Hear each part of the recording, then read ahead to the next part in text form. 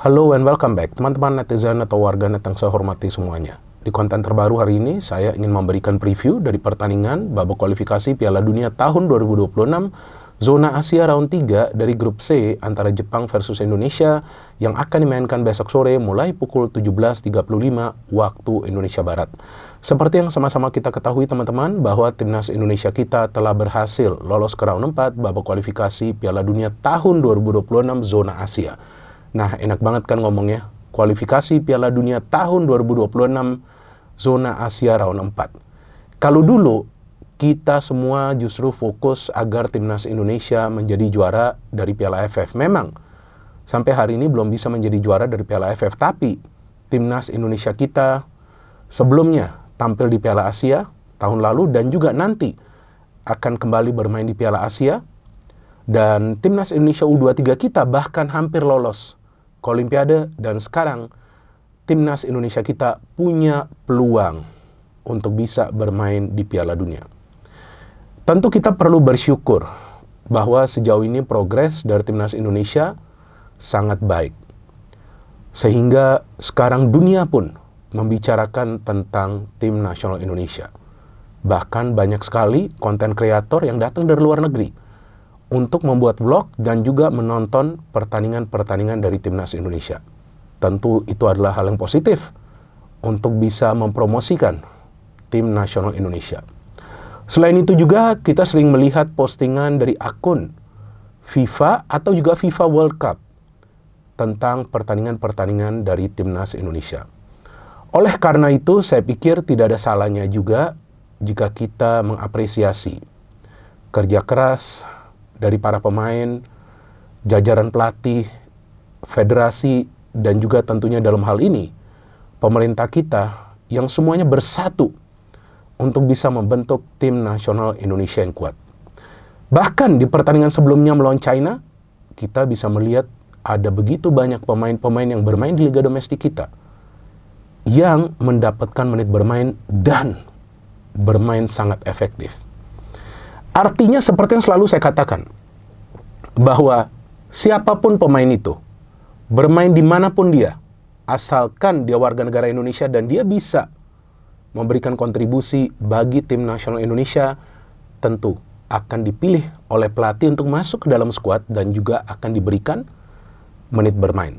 Tapi kita tahu, sekarang kan seleksinya sangat amat ketat. Dan itu bagus bagi kemajuan tim nasional Indonesia, sehingga yang dipilih adalah pemain-pemain the best of the best. Oke lah, kadang-kadang kita juga berdebat di antara satu sama lainnya. Kenapa pemain ini dipanggil? Kenapa pemain itu tidak dipanggil? Tapi kadang-kadang bagi seorang pelatih, dia punya sudut pandang yang berbeda. Jadi kita biarkan pelatih bekerja, tapi tidak ada salahnya jika kita ingin memberikan sudut pandang kita. Dan jika kita melihat ada sesuatu yang memang tidak jelas dari keputusan-keputusan yang diambil oleh pelatih selama berjalannya pertandingan, sehingga kita perlu memberikan kritik. Saya ulangi, kritik, bukan hujatan. Jadi saya minta tolong kepada kalian, hentikan komentar-komentar negatif kalian. Ya, dan jangan sedikit-sedikit kalian menghujat seorang pemain. Kalau kadang-kadang pemain membuat kesalahan, ya itu merupakan hal yang wajar. Tapi kalau berkali-kali melakukan kesalahan, ada pelatih yang akan mengkoreksi. Kita boleh memberikan kritikan, tapi kita tidak boleh menghujat seorang pemain. Nanti yang dikhawatirkan akan terkena dampaknya dari psikologinya, yang akan menyulitkan dia juga nanti untuk membela tim nasional Indonesia. Jadi kita semua juga harus mulai bijak untuk mendukung tim nasional Indonesia kita secara positif. Anyway, pertandingan besok sore itu sebetulnya bukan pertandingan dengan misi balas dendam.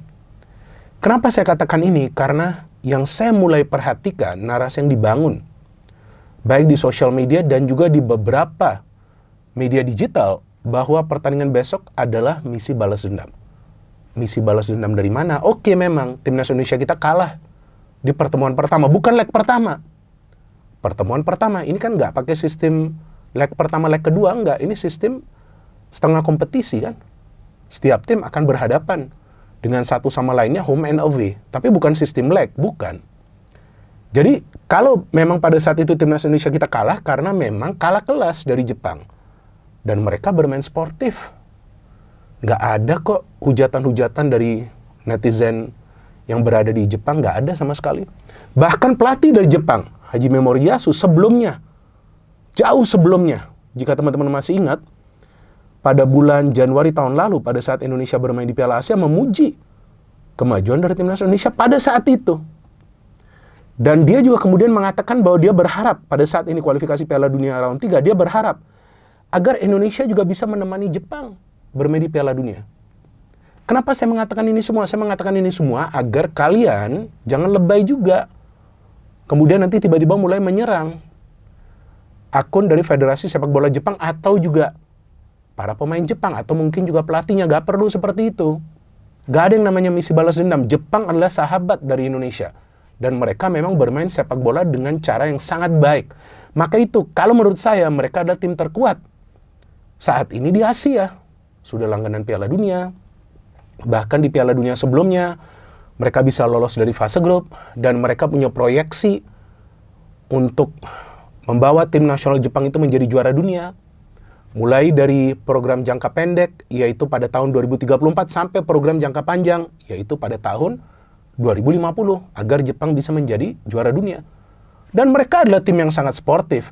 Tapi tentu, bagi kita sebagai supporter, kita perlu memberikan support 110% kepada para pemain dan juga pelatih dari tim nasional Indonesia, agar mereka tetap fokus di pertandingan terakhir ini yang sebetulnya tidak berpengaruh lagi.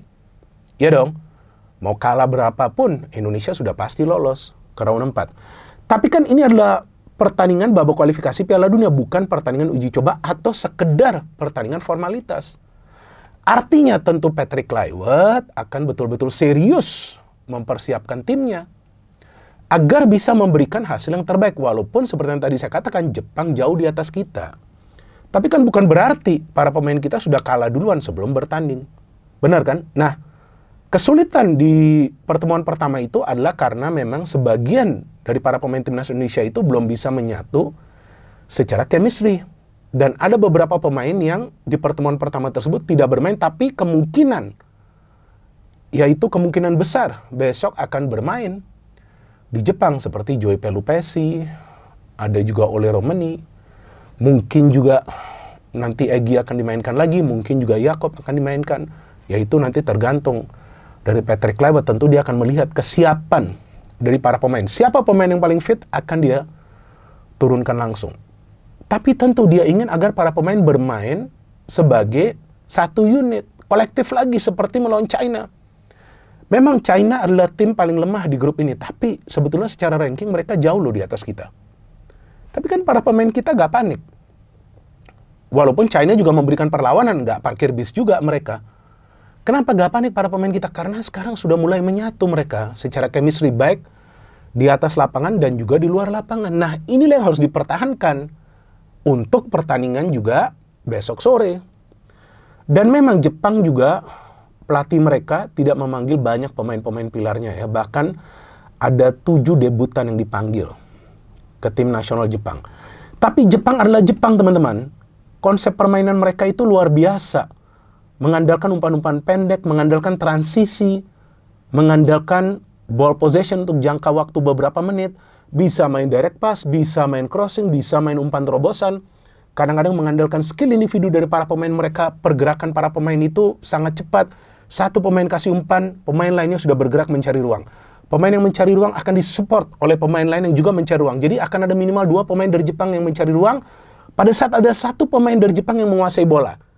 Nah, inilah yang membuat mereka bermain secara pintar. Ya inilah Jepang, smart team, jadi tim yang pintar. Nah, itulah juga yang kita harapkan akan terbentuk di timnas Indonesia kita, tapi tentu membutuhkan waktu. Karena kita tahu pemain seperti Ole Romeni, Joy, Tom He, mereka belum bermain puluhan kali bagi timnas Indonesia. Apa yang bisa kita harapkan? Kita juga perlu bersabar, tapi hasilnya sudah mulai kelihatan. Betul kan?